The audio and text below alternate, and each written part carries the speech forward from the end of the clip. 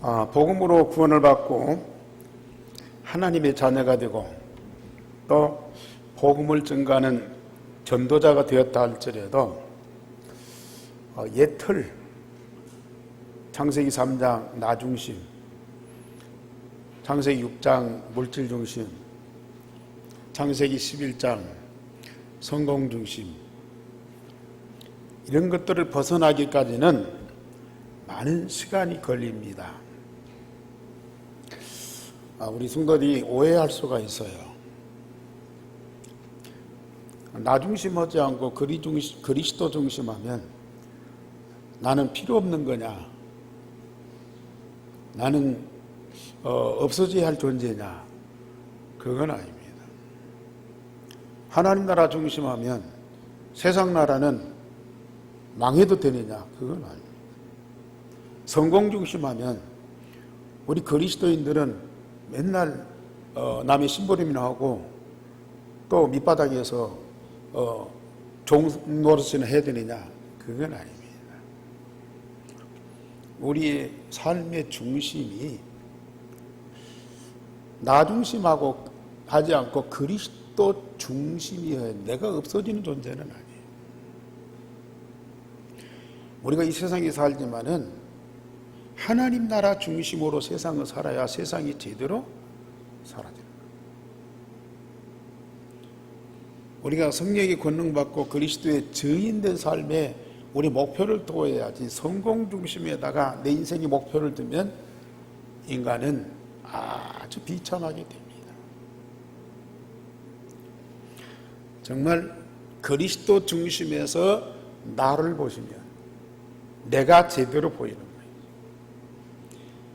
하나님 나라를 누리면서 세상을 보세요. 세상이 너무 아름답습니다. 우리가 땅끝까지 증인된 여기에다가 우리의 삶의 목표를 두고 나의 모든 일을 해보세요. 제대로 성공하면서요 서밋이 됩니다. 나 중심, 물질 중심, 성공 중심, 이건 사단이 준 거예요. 이걸 바꿔야 돼요. 이걸 바꾸는 과정이 우리에게 있습니다. 그렇다고 해서 이런 것들이 내게 남아있다고 해서 내가 구원받지 못한 건 아니죠. 불신자 상태와 그리스도인 사이에서 많은 갈등이 생겨요. 내가 복음으로 구원받았는데 아직도 불신자 상태가 남아있다고요. 옛 틀이 남아있다고요. 믿음으로 살았다가 또 불신앙으로 살았다가 오직 그리스도 했다가 또 사람 중심했다가 하나님 나라 맛보았다가 세상에 오는 그 아픔과 고통 때문에 우리가 시달려야 되고요. 이런 갈등, 이런 분쟁이 계속 생기게 됩니다. 그래서 바울은 로마서 7장에 내 안에는 두 가지 법이 있다. 서로 싸운다. 이 두 가지 법이 내 안에 함께 있어가지고 서로 싸운다. 마음으로는 하나님의 법을 지키고 우리 육신으로는 이 죄의 법을 지킨다. 하나님의 법과 죄의 법이 우리 안에 같이 있어가지고 서로 싸운다 그랬어요. 마음으로는 하나님의 법을 지키고 싶은데 육신의 이 법으로는 이 육신으로는 죄의 법을 따라가게 돼 있어요. 이게 체질돼 가지고 여기 계신 여러 성도님들은 그런 갈등이 없습니까? 저는 복음 받기 이전에 이건 아예 체념하고 살았으니까. 그래도 이게 아닌데, 이게 정말로 복음이 아니고, 이게 진정한 신앙생활이 아니고, 이게 진정한 하나님의 응답이 아닌데 하면서 많은 갈등을 겪고 있었어요. 그런데 하나님이 그런 갈등에 대한 답을 주시더라고요. 바울 사도도 마음의 법과 육신의 법, 하나님의 법과 죄의 법, 세상 사는 동안에는 두 가지가 공존하니까 우리가 그런 대로 살아야지. 그게 포기한 것이 아니고요. 로마서 7장 25절에 보면은 오라 나는 공고한 사람이로다. 이 사망의 몸에서 나를 누가 건져내랴. 이 마음과 육신의 두 가지 법 때문에 많은 갈등이 있었어요. 예틀을 벗어나고 그걸 깨뜨리기 위해서 부단한 노력을 했어요. 그런데 로마서 8장에서는 감사하리로다. 왜요? 이 문제가 해결되니까 너무 자유로운 거예요. 복음으로 구원받은 것이 죄와 사망의 법에서 우리를 완전히 해방시켜버려요. 그래서 그리스도 안에는 결코 정죄함이 없다. 그걸 선언한 거예요.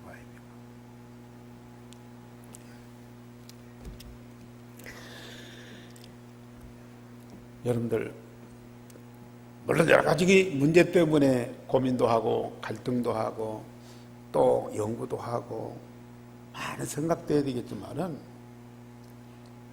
이 문제가 가장 큰 문제예요. 복음으로 구원받은 하나님 자녀에게 이 고민이 가장 큰 고민입니다. 무엇보다도 우선적으로 해결해야 될 갈등이 바로 이 갈등이에요. 하나님의 법과 죄의 법. 이 두 가지 사이에서 우리가 어떻게 이걸 해결할 것이냐. 바울은 나는 날마다 죽노라. 옛사람 죽었는데 이게 또 살아나. 또 이걸 깨트려. 또 깨트리는데 이게 또 살아나. 그래서 날마다 나이는 죽노라 그랬어요.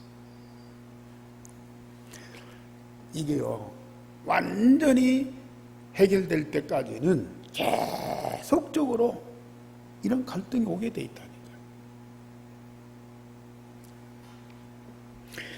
끊임없이 고민하고 갈등하고 치유를 받는 겁니다.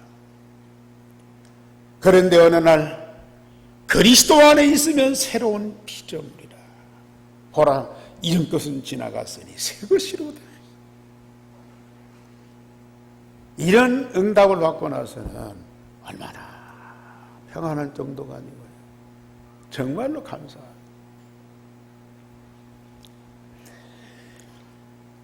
우리의 속사람이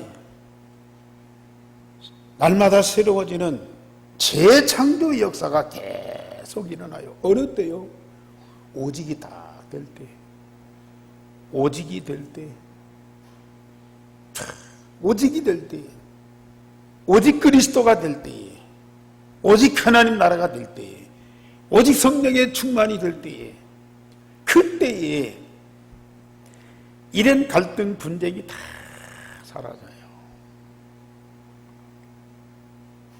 그리고 유일성의 응답, 하나님이 나에게만 주시는 유일성의 응답, 누구도 막을 수 없는 영원한 응답이 오게 돼 있어요. 이 응답을 날마다 24시간 누리면 하나님 말씀대로 내가 날마다 새롭게 재창조되는 역사가 일어나.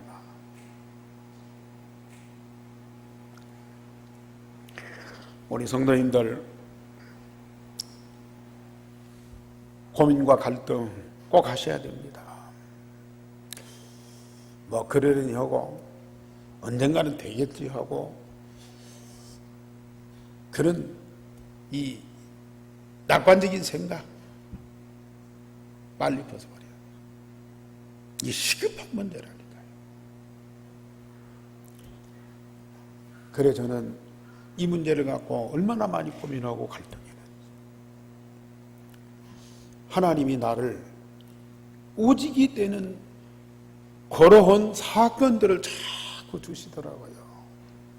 나도 아니고 다른 사람도 아니고 우리도 아니고 나와 네가 합해서 우리가 되잖아요. 아니에요. 오직 그리스도야.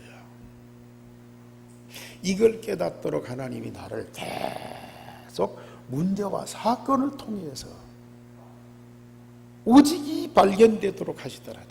오직이 아니면 안 되는 상황까지 나를 이끌어 가시더라니까요. 그때는 아팠어요. 그때는 왜 내게 이런 일이 일어나야 되느냐고 원망되었어요. 그런데 조금 지내놓고 보니까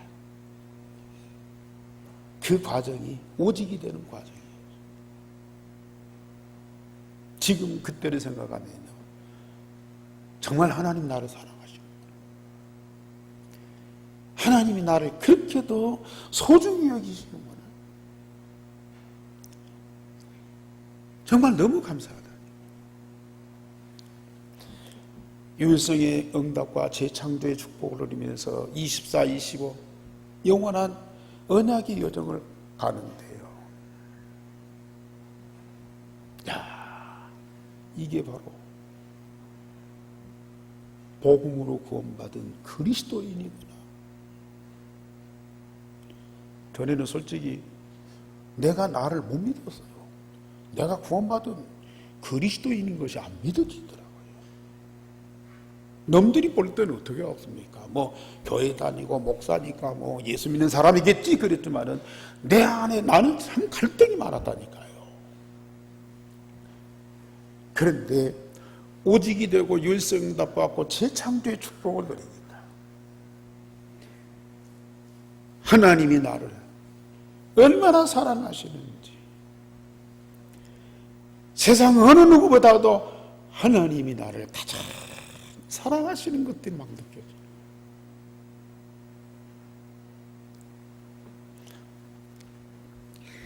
자, 오늘 제목 다 같이 보십시다. 여러분들의 진정한 신앙의 고백입니다. 다 같이. 비로소 그리스도인이라 일컬음을 받게 되었더라. 제자들이 비로소 그리스도인이라 일컬음을 받게 되었더라. 비로소 여기에는 많은 과정이 있어요.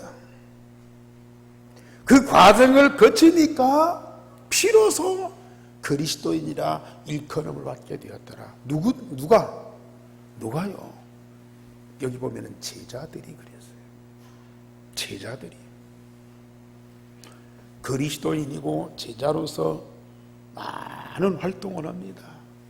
그런데 하나님이 나를 그리스도인으로, 내 자신이 나를 그리스도인으로, 세상 모든 사람들이 나를 그리스도인으로 일컫게 되어지는 그 때가 우리에게는 반드시 와야 되고 오게 돼 있습니다. 어떻게 해요?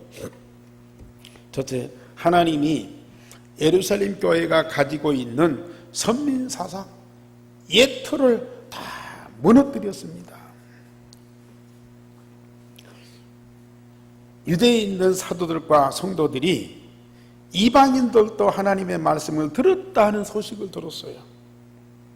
그리고 그 문제를 갖고 서로 의논했어요. 당연히 그렇지 않겠습니까? 이 교회가 어느 지역에 어느 나라에 복음이 들어갔고 거기가 누가 복음을 받고 누가 제자가 되고 누가 어떻게 복음을 넣고 이 소식, 이 보고를 다 받게 되잖아요. 그 보고를 받으면 그걸 가지고 교회가 서로 의논하게 돼요. 거기에 대한 대안을 받고 도울 수 있는 준비를 하게 되죠. 그때에 그 소식을 들은 그 유대에 사는 그리스도인 중에 할례 받은 자들, 다 할례 받았지만은 할례주의자들, 이들이 베드로가 어찌 무할례자의 집에 들어가서 먹고 함께 해야 되냐, 그걸 놓고 비난을 했어요. 예수를 믿고 구원을 받는데 조건이 있어요. 유대인으로 할례 받은 자만 믿고 구원받을 수 있다. 이러한 조건을 가진 사람들이 있다니까요. 유대인으로서 모세의 율법을 따라서 할례 받은 사람들만 예수 믿고 구원받았어요. 그런 사람들만을 위해서 예수님이 이 땅에 오셨어요. 참 그런 사람들이 예수 믿는 것이 대단한 것인데요.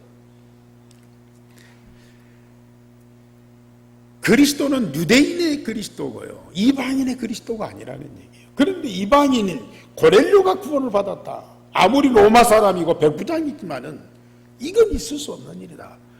그가 복음을 받고 구원받았다고 하는데 그 복음을 베드로가 가서 이 복음을 전했다. 저는 엄청난 죄를 지은 거예요.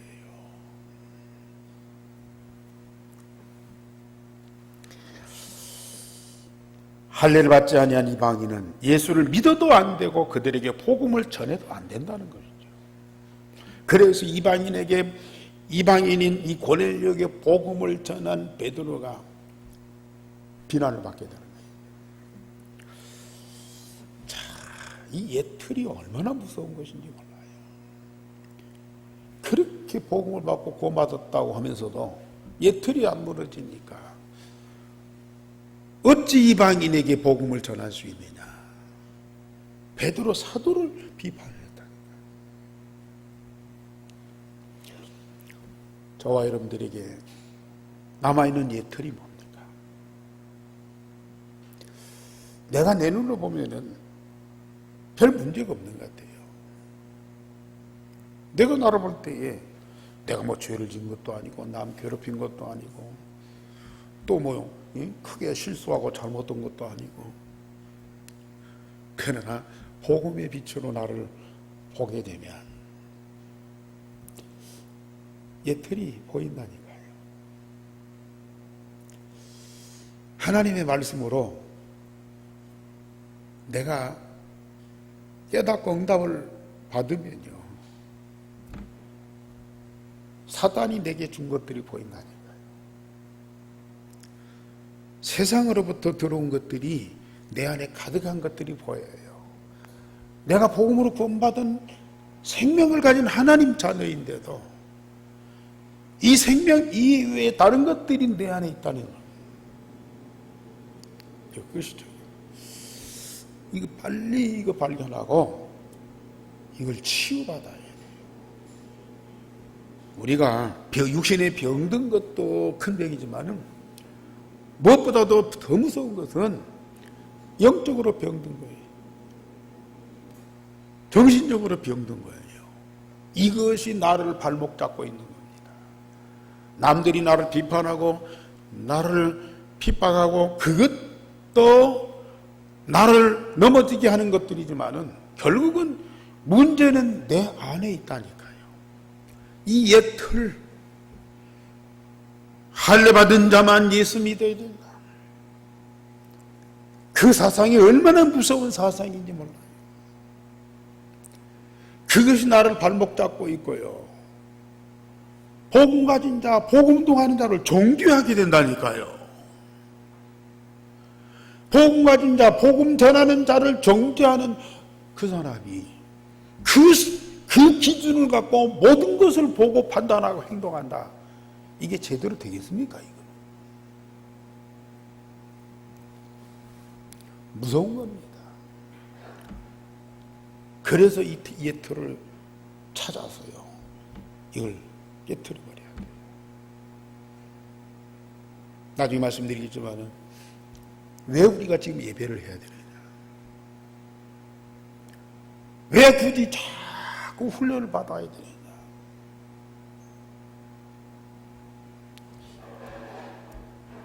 복음의 빛으로 나를 보고 하나님의 말씀으로 내가 자꾸 깨닫고 응답을 누리면요, 내게 있어서는 안 돼. 사단이 심어놓은 가라지들이 이게 보여요. 이걸 하나하나 발견해서 치유받아야 돼. 그때 베드로가 요바에서 기도하는 중에 하나님이 보이신 환상과 하신 말씀을 그대로 설명을 했어요. 요바에 있는 시몬의 집에서 정식기도 하는데 하늘에서 보자기가 내려오고 네 발 가진 짐승, 뭐 기는 것 나는 새, 이런 것들이 가득 차 있어서 그걸 받아 먹으라고 그랬는데 내가 거절했다. 그랬더니 하늘에서 자꾸 그걸 잡아먹으라고 했다. 그래 기도가 끝난 뒤에 이게 없어졌는데 마침 가이사라에서 고넬료가 보낸 6명의 사람들이 나를 초청했어. 그래서 그를 따라가서 보니까 고넬료의 집에 여러 사람들이 이제 준비되어 있고, 거기에서 이 복음을 말할 때에 예루살렘 교회에 우리에게 주었던 그대로 성령이 임하고 하나님의 역사가 임하였다. 마가다락방에 있었던 그 성령의 역사가 거기도 똑같이 임하더라. 거기에 있는 모든 사람들이 마가다락방에서 받았던 복음을 그대로 받고 구원받고 세례받았더라. 나는 안 가려고 했는데 하나님이 나를 끌어가시고 저 이방인에게도 전도의 문을 여시더라. 설명을 했어요. 그랬더니 그 말을 듣는 모든 사람들이 하나님께 영광을 돌리면서, 그러면 하나님께서 이방인에게도 생명 얻는 회개를 주셨구나, 그걸 인정하게 됐습니다. 하나님은 할례를 고집하고 이방인들이 복음받아서는 안 된다고 비판하는 그런 사람들을 책망하지 않고 사실은 사실대로 증거해서 그들의 옛틀, 그들의 잘못된 사고방식과 선입관을 다 치유받도록 도와주시는 그런 하나님이십니다. 그래서 여기 계신 여러분들이 아직도 해결되지 못한 옛틀 있잖아요. 아직도 치유받지 못한 옛 병들이 있어요. 하나님은 시간표 따라서 여러분들에게 계속 말씀을 주고요. 때로는 사건을 통해서, 때로는 환경을 통해서 그런 것들을 하나씩 하나씩 발견해서 치유받고 날마다 새롭게 재창조되도록 성령으로 역사하고 계신다. 오늘 이 시간도 옛틀이 무너지는, 그러면서 말씀으로 새 틀이 세워지는 그런 치유의 시간인 줄 믿으시기 바랍니다. 네. 이런 것들이 우리가 새롭게 되는 치유를 받아보세요. 하나님이 우리를 위해서 준비된 응답과 축복이 다 보입니다. 보인다니까요. 그래서 두 번째 하나님은 다민족 세계를 선교할 안디옥 교회를 세워주셨습니다. 스데반의 환난을 인하여 흩어진 자들이 안디옥에서 헬라인에게도 주 예수 그리스도를 전파하니까요, 주의 손이 직접 그들과 함께하고 수많은 사람들이 믿어서 안디옥 교회가 세워졌다 그랬습니다. 말씀드렸듯이 예루살렘 교회가 그런 선민사상, 율법사상을 갖고 이방인에게 복음 전하는 것이 이게 불법인 것처럼 생각했지만은 하나님이 베드로를 통해서 그걸 깨뜨려 주셨잖아요. 그러면서 저 예루살렘 교회에서 핍박 때문에 흩어진 자들이 여기저기 가다가 어디 모였어요? 안디옥에 모였어요. 안디옥에 모여서 이방인인 헬라인에게 복음을 전하는 거예요. 10장에서는 로마 사람인 고넬료에게 복음이 증거되고 11장에서는 이방인 헬라인에게 이 복음이 증거되는, 그래서 선교의 문을 열어가십니다.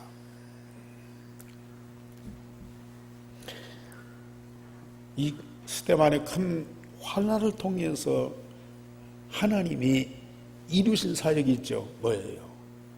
핍박자 사울을 전도자로 세우는 거예요. 그 큰 환난을 인하여 흩어진 오늘 중직자 전도자들이 이제는 어디로 가서요?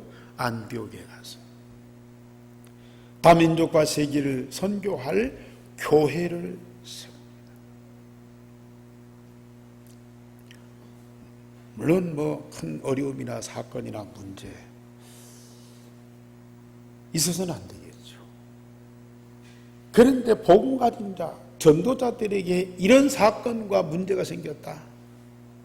그것도 인간이 해결할 수 없는 큰 문제, 어려움이 생겼다. 여러분들 그 사건 문제만 보지 마시고 그걸 통해서 이루시는 하나님의 계획을 보셔야 돼요. 거기에는 반드시 하나님의 큰 계획과 큰 뜻이 있습니다. 그것을 발견해 보세요. 이 환난과 핍박이 우리에게 축복이에요. 하나님의 큰 응답이에요. 복음 가진 자, 전도자는 그런 핍박과 환난 때문에 망하는 법이 없습니다. 물론 스데반처럼 순교해야 되는 그런 상황이 올 수도 있어요. 그러면 순교한 스데반이 저주받은 사람입니까? 이 세상에 뭐 90세, 100세 오래 산 사람들보다도 축복을 못 받은 사람입니까? 그건 아니에요. 우리는 세상에 있든지 천국에 있든지 삼위일체 하나님과 함께하고 말씀 응답 받는 것이 중요하죠.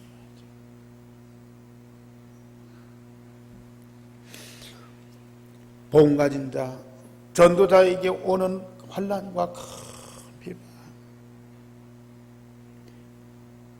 그 과정을 통해서 하나님은 우리에게요, 우리가 상상할 수 없는 응답과 축복을 우리에게 준비해 놓으신 거예요. 예루살렘 교회가 소식을 듣고 중직자 바나바를 안디옥 교회에 파송하여 사역을 하게 되었습니다. 그러면서 바나바는 착한 사람이요 성령과 믿음이 충만한 사람이었다고 그랬습니다. 우리가 사도행전 8장에서 사마리아가 빌립을 통해서 복음 받았잖아요. 그때 예루살렘 교회가 누구를 파송해요? 베드로와 요한을 파송해요. 그래서 빌립의 사역을 돕는 거예요. 또 요바에도 복음 받은 사건이 일어났어요. 그때 역시 베드로와 요한이 가서 그 현장 사역을 도왔어요. 여기 안디옥에도 복음을 받았다는 소식 듣고 예루살렘 교회가 누구를 파송해요? 이제는 바나바라는 중직자를 파송해요. 그런데 바나바는 착한 사람이요 믿음과 성령이 충만한 사람이었다. 전도자는 예루살렘 교회, 본 교회가 항상 함께하면서 소통을 해요. 이 복음의 내용과 전도 전략이요 하나가 되어서 모든 것이 이 소통이 돼야 돼요. 그런데 일반 교회는요, 물론 예수는 믿고 성경을 가지고 설교하고 가르치지만 거의 이 성향이 다 달라요. 뭔 맞는 것도 있지만 안 맞는 것도 있단 말이에요. 그래서 뭐 총회나 노회나 교회가 이게 일치가 안 돼요. 또 교회마다 각각 달라요, 성격이. 그러나 정말 성경적인 교회를 보세요. 예루살렘 교회나 안디옥 교회나 데살로니가 교회나 에베소 교회나 고린도 교회나 물론 약간씩 차이가 있었어요. 사람이 다르고 지역이 다르고 문화가 다르기 때문에 약간씩은 다를 수 있지만은 복음의 핵심과 전도의 모든 방향은 똑같이 되게 했어요. 전부 다 소통하면서 함께하게 돼 있다니까요. 이게 정상적인 교회예요. 그래서 사마리아 교회도 예루살렘 교회 보고하고, 또 요바의 교회도 예루살렘에 보고하고, 또 거기에서 파송된 사역단을 통해서 지도를 받고, 지금 안디옥 교회도 예루살렘 교회에 보고하고 예루살렘 교회에서 파송된 바나바를 통해서 그 현장을 복음 운동할 수 있도록 도우고, 이 관계가 이루어져요. 그래서 지금 우리 다락방 전도 운동은 서울에도, 전주에도, 부산에도, 저 미국에도, 러시아에도, 남태평양에 전부 이 유일성의 복음과 한 메시지를 가지고 소통하게 돼 있어요. 함께하게 돼 있다. 이 힘이 얼마나 큰지요.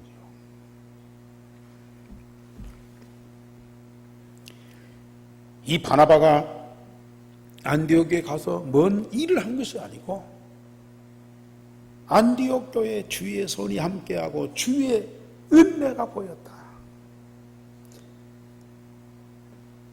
하나님이 역사하신 은혜를 이 바나바가 먼저 본 거예요.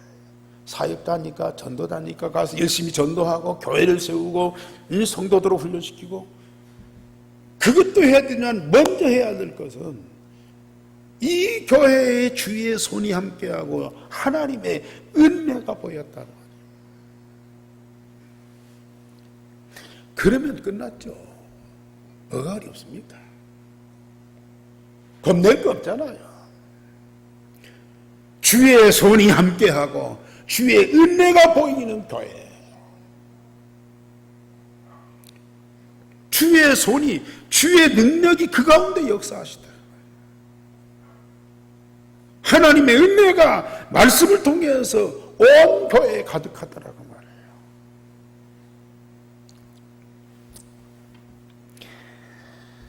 바나바가 이를 응답받고 힘있게 메시지를 증거하니까 많은 역사가 일어나고, 이를 듣고 본 사람들이 구원을 받고 죽게 돌아오더라.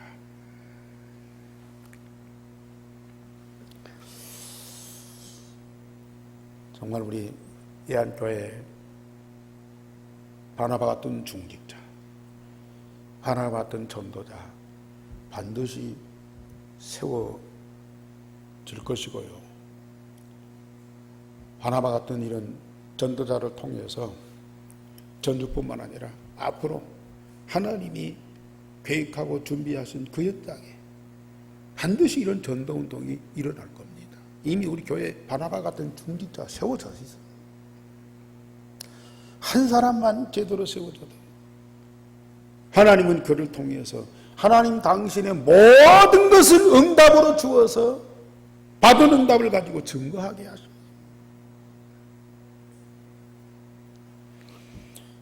이 바나바가 다소에 가서 사울을 안디옥에 초청을 해요. 1년간 함께 큰 무리를 가르쳤고, 그때 제자들이 비로소 그리스도인이라 일컬음을 받게 되었더라. 그렇습니다. 자, 이 바나바가 얼마나 참 지혜로운 사람인지. 물론 자기 혼자 할 수도 있지만 그 지역에 대한 하나님의 계획을 바라고, 다소에서 훈련받고 있는 사울을 초청해서 교역자로 다 모시고 팀이 돼가지고 많은 무리들을 가르치고 훈련시키는데, 그들이 얼마만큼 변화가 되고 성장하는지요. 모든 세상 사람들이 이 제자들과 성도들을 그리스도인이라 일컫더라고 말이거든. 그 사람들이 이 성도들을, 제자들을 그리스도인이라고 인정할 수밖에 없더라고 말이거든.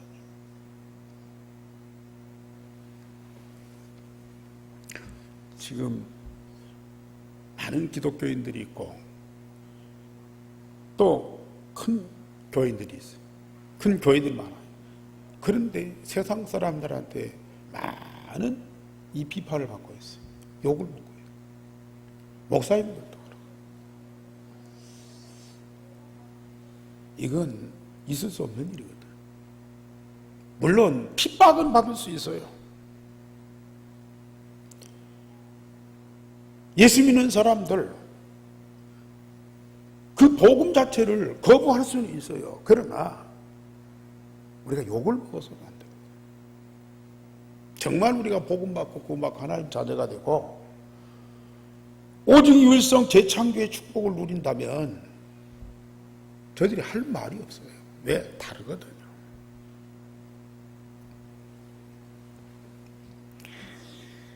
앞으로 여러분들은 어떤 상황으로 변화가 될지 정말 큰 기대가 돼요.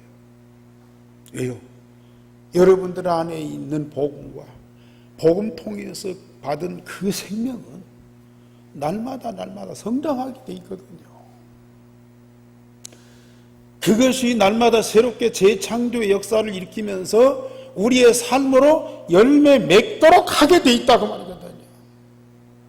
물론 감춰진 것이지만은 감춰진 그것이 세상이 보고 인정할 수밖에 없도록 열매로 나올 때가 옵니다. 반드시 옵니다.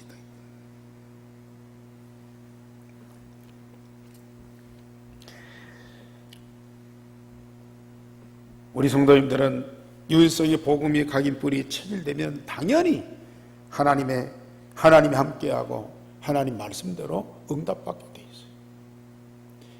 하나님이 함께하고 하나님의 말씀대로 응답받게 되면 여러분들 안에 사단과 사단이 준 모든 것들이 스스로 빠져나가게 돼 있어요. 견딜 수가 없어요.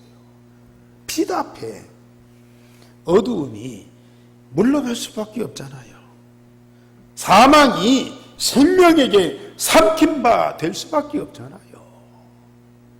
그러면 어떤 변화가 오겠습니까?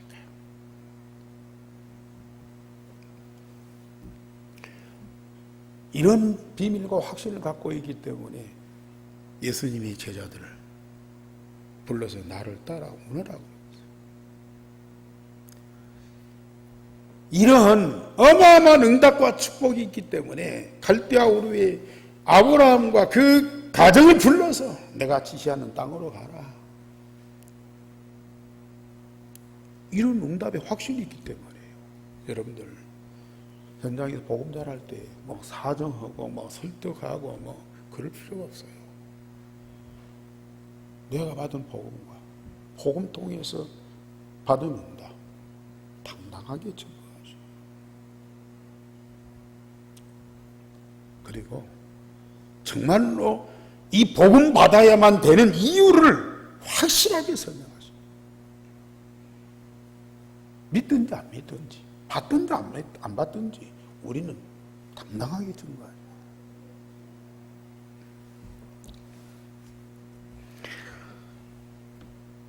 세 번째로 하나님은 복음 운동하는 안디옥 교회에 유일성의 경제 축복을 주셨어요. 그때 예루살렘에서 선자들이 안디옥에 왔는데 그 중에 아가보라 하는 선지자가 성령으로 말하면서 천하의 흉년이 들리라. 천하의 큰 흉년이 올 것이다. 그렇게 예언을 했어요. 우리는 지금 뭐 예언하고 뭐 선자처럼 미래를 얘기하고 뭐 그건 아니지만은 하나님 말씀을 통해서 과거, 현재, 미래를 알고 있잖아요.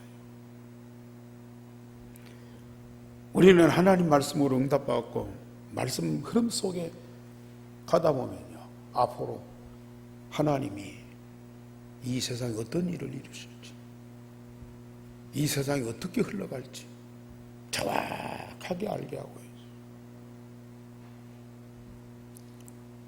알 뿐만 아니라 거기에 대한 답도 주십니다. 우리는 답을 가진 자예요. 자, 이거 모르고 세상 살면요 너무 힘든 거예요. 내일 일을 염려하고 걱정을 해야 돼요. 그러나 우리는 이 흐름을 알고 답을 갖고 있기 때문에 세상 어떤 일이 있어도 두려움이 없어요.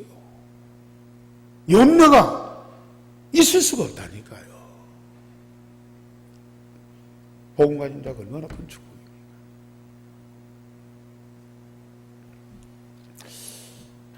이 말씀을 들어도 아직 나는 아니요. 나는 아직도 뭐가 뭔지 모르겠어. 물론 그럴 수도 있습니다. 그러나 여러분 걱정하지 마세요. 여러분들 속에 있는 복음, 그 복음 통해서 하나님 주신 생명, 이것은 분명하잖아요. 여러분들 안에 있는 그 복음과 가지고 있는 그 생명을 가만히 있지 않다니까요. 어떻든지 여러분들의 영혼을, 여러분들의 마음과 생각을, 여러분들의 모든 육신적인 삶을 변화시킵니다. 새롭게 재창조하신다니까요. 여러분들이 원하든 원치 않든 여러분들은 결국은 영적 서밋이 될 수밖에 없어요. 목사가 열심히 하고 여러분들이 뭔가 도전하고 그래서가 아니에요. 여러분들 안에 있는 복음과 하나님의 생명은 여러분들을 날마다 새롭게 재창조하신다니까요.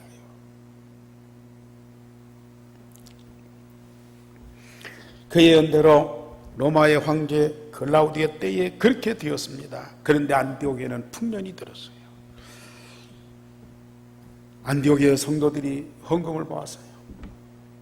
그래가지고 이 흉년 때문에 경제적인 어려움을 당하는 저 유대와 예루살렘 교회에 위 부조를 보냈다니까요. 후재금을 보냈어요.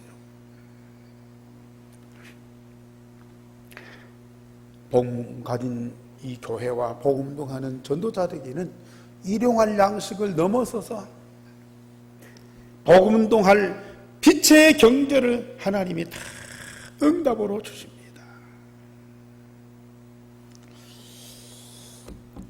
그게 복음 가진 자, 전도자에게 주시는 하나님의 축복이에요.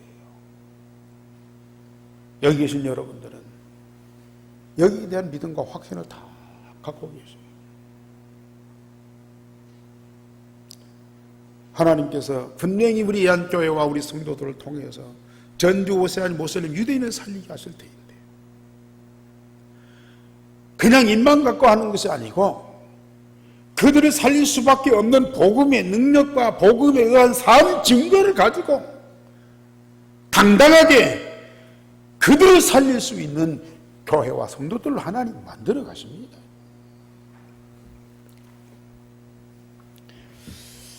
결론적으로 말씀드립니다. 우리 어떤 환난과 핍박도 복음운동을 막을 수 없고 오히려 이 환난과 핍박을 인하여 더 확산되게 되어 있어요. 환난과 핍박 중에 하나님이 역사하는 중, 하나님이 이루실 계획을 다 붙잡으세요. 두려움이 사라지는 정도가 아니고 그 가운데에서 우리는 감사할 수 있고요, 기뻐할 수 있고요, 하나님을 찬양할 수 있어요. 스데반이 특별한 사람이 아니라니까요. 그에게 있는 복음 여러분들이 똑같이 있어요. 그에게 하나님이 이루신 하나님의 나라 여러분들에게 똑같이 있어요. 그를 통해서 이루신 하나님의 비전 여러분들에게도 똑같이 다 주셨다.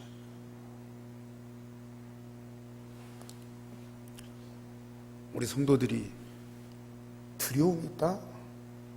그건 불신앙이잖아요.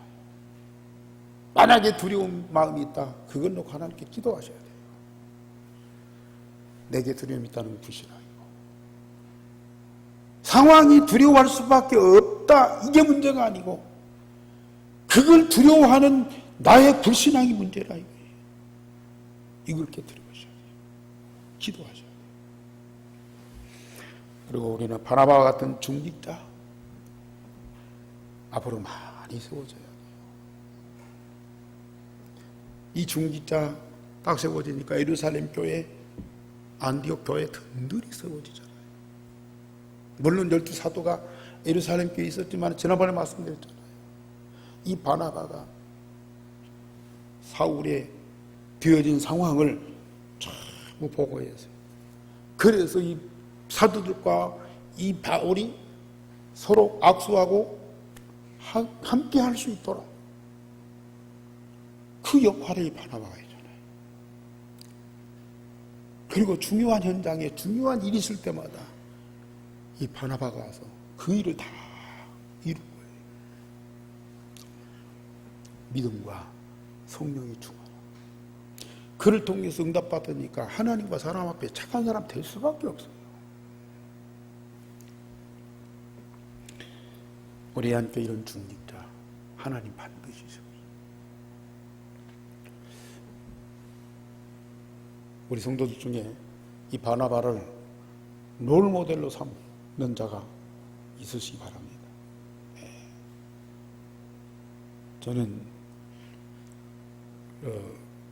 그 성경의 그 사역자 중에 롤 모델이 두 사람이거든요. 나중에 말씀드리겠지만 구약의 한 사람, 신약의 한 사람. 그건 롤 모델 다 삼고 있어요. 우리 성도들 중에 정말 이 바나바 같은 중직자가 되어야 되겠다. 그런 믿음의 결단을 하시고 기도해 보세요. 로마서 16장이며 가이온이 아굴라 브리스가 부분이 그런 일꾼들이 어떤 롤모델을 딱 삼고요. 진짜 기도해 보시게요. 그대로 응답받는.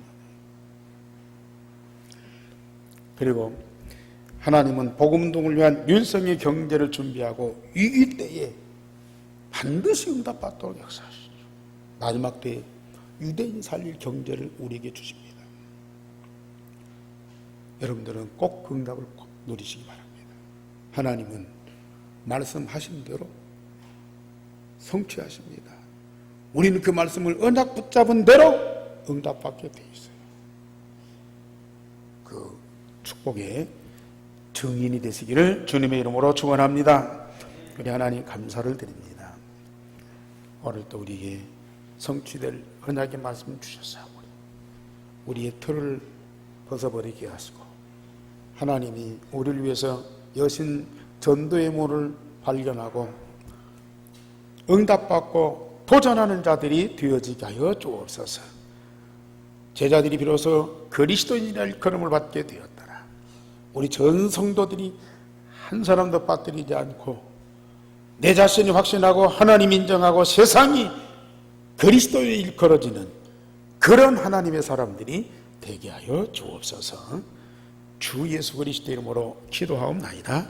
아멘.